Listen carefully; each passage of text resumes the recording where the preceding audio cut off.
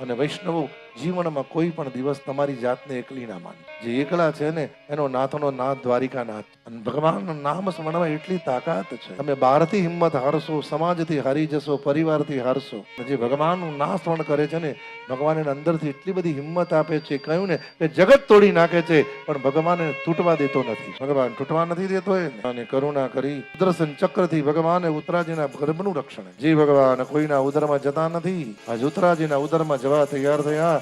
ભગવાન દ્વારિકાનાથે અંગુષ્ઠ જેટલું સ્વરૂપ ધારણ કર્યું. ઉત્તરાજીના ઉદરમાં ભગવાને પ્રવેશ કર્યો છે. ભગવાને ઉત્તરાજીનું રક્ષણ કર્યું. કરુણા થઈ. ઉત્તરાજી શાંત બન્યા. એ રહીને કહ્યું, કૃપાનાથ આપ ના હોત તો મારા પરિવારનો થાત શું?